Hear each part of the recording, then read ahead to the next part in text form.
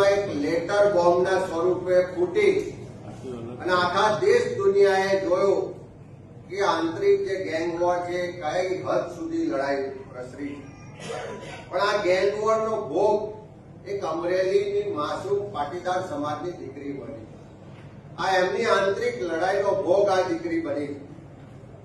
જ્યારે બનાવ બન્યો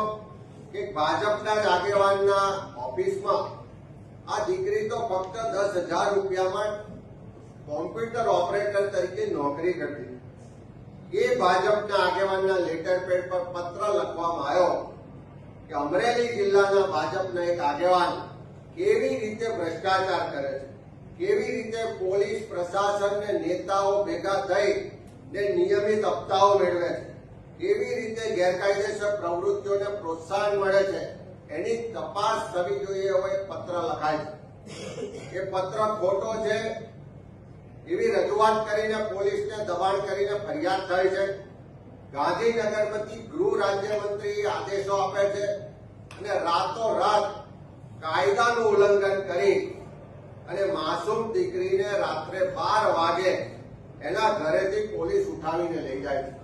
એ દીકરીની રજૂઆત મુજબ એને પોલીસ સ્ટેશનમાં ખૂબ દબાણ કરવામાં આવે છે ડરાવવા ધમકાવવામાં આવે છે ત્યાં સુધી કે એને પટ્ટા મારવામાં આવે છે અને હદ તો ત્યારે થાય છે કે માનવ અધિકારનું હનન કરી બંધારણની સ્વતંત્રતાના અધિકારનું હનન કરી કાયદાની ઉપરવટ જઈ અને સરકારના ઇશારે ત્યાં અમરેલીની પોલીસ આ દીકરીનું બજારમાં વરઘોડો કાઢે છે આ દીકરીનો વાંક કેટલો કે નોકરી કરતી હતી એના માલિકે કીધું તો ખાલી એક કોમ્પ્યુટર પર લેટર ટાઈપ કર્યો પણ જયારે આ વરઘોડો કાઢવામાં આવે છે ત્યારે એક દીકરી પર અત્યાચાર નથી થતો એક પાટીદાર દીકરીનું અપમાન નથી પણ આખા ગુજરાતની દીકરીઓ મહિલાઓનું અપમાન છે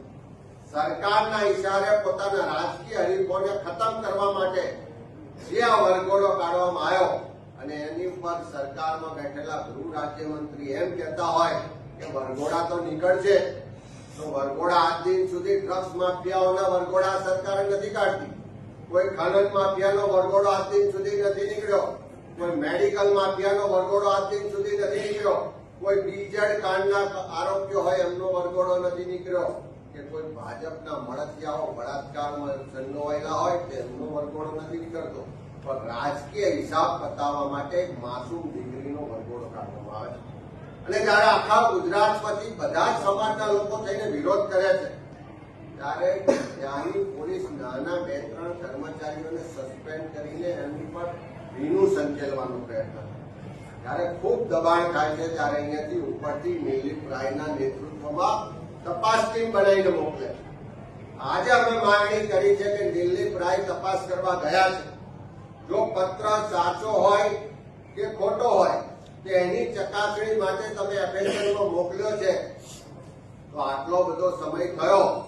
એફએસએલનો રિપોર્ટ જાહેર કરો એવી માંગણી કરી છે દિલીપ રાયના નેતૃત્વમાં તપાસ થઈ છે એને પણ 1 મહિના જેટલો સમય થઈ ગયો તો એ તપાસનો રિપોર્ટ પણ તાત્કાલિક જાહેર કરો એવી અમે માંગણી કરી છે અને લડાઈ તો ત્યાં સુધી પ્રસરી છે કે ત્યાંના એક પૂર્વ મંત્રી ભાજપના મોટા ગજાના નેતા દિલીપભાઈ સંઘાણીએ પત્ર લખીને માંગણી કરી કે આ કેસમાં રાજકીય રીતે હરીફોને પતાવવા માટે ઉપરના દબાણથી કાર્યવાહી થઈ રહી છે રાજકીય હરીફોને ખતમ કરવાનું કાવતરું છે અને જો અમે કોઈ સંડોવાયેલા હોય તો અમારો નાર્કો ટેસ્ટ કરાવો એ જ રીતે ત્યાંના પૂર્વ સાંસદે પણ મીડિયા સમક્ષ નિવેદન કરીને કીધું કે અમે પણ તૈયાર છે નાર્કો ટેસ્ટ કરાવવા પણ જે નેતાઓના ઈશારે આ બધું થઈ રહ્યું છે જે નેતાઓના દબાણથી આ બધું થઈ રહ્યું છે એમનો નાર્કો ટેસ્ટ પણ કરાવો તો અમે સરકાર પાસે માંગણી કરીએ છીએ કે આ ભાજપની આંતરિક ગેંગ વોરનો ભોગ એક માસૂમ દીકરી બની છે આખી ગુજરાતની મહિલાઓનું અપમાન થયું છે તો આ નેતાઓના નાર્કો ટેસ્ટ પણ કરાવો જે જવાબદાર અધિકારીઓ છે એની પર કાર્યવાહી કરો દિલીપ રાયના તપાસનો અહેવાલ જાહેર કરો પત્ર સાચો છે કે ખોટો છે એનો એફએસએલ નો રિપોર્ટ પણ જાહેર કરો જેથી કરીને ગુજરાતની જનતા જોઈ શકે, જાણી શકે કે રાજકીય ગેંગવોરનો ભોગ આ દીકરી બની છે, એમાં કોની કોની સંડોવણી છે.